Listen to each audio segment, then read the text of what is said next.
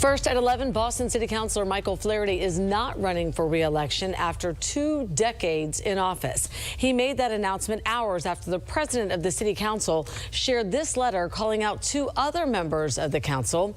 Video here shows the aftermath of a crash involving one of them last week.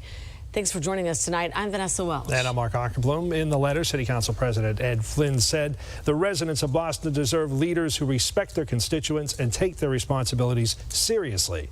Boston 25 News reporter Bria Douglas is live in Boston with the impact all of this is having. Bria? Mark and Vanessa, I spoke with our political expert about all of this Boston City Council drama, and he told me the council is in complete disarray. But interestingly enough, he says it could work in Mayor Michelle Wu's favor. On there, the city's, getting hit left and right in terms of its public image. Boston City Council continues to make headlines. Days after Councilor Ricardo Arroyo was hit with ethics violations, Councilor Kendra Lara was charged in connection to a car crash in Jamaica Plain on Friday. I went to her office to hear from her directly. But no response. On Wednesday, Council President Ed Flynn wrote an open letter addressing the concerns of residents about the latest council member events. Councilor Lara deserves of her opportunity to be heard in court, but these alleged incidents are troubling. Residents are looking for positive leadership, ethical leadership, and there's been a lot of these incidents regarding Councilor Arroyo. Political historian Tom Whalen says the city council is in complete disarray, but says it could work to Mayor Wu's advantage, citing a divided council possibly means less opposition to her policies.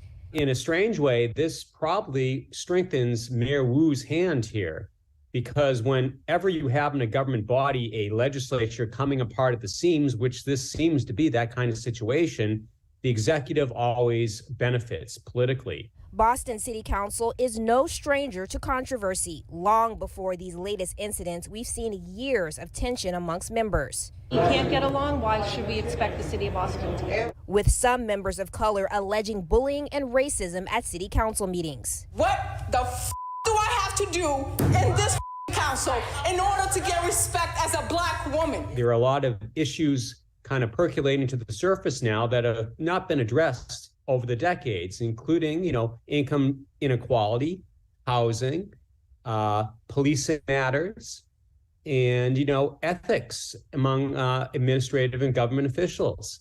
Now, the latest news coming out of the city council is that Councilor Michael Flaherty won't seek re-election after 20 years of service. And given recent events, you got to scratch your head whether it will be an adequate replacement for that void. Councilor Flaherty told us his name won't be on the November ballot, but he will finish the remainder of his term until January. Live in Boston, Bria Douglas for your local station, Boston 25 News.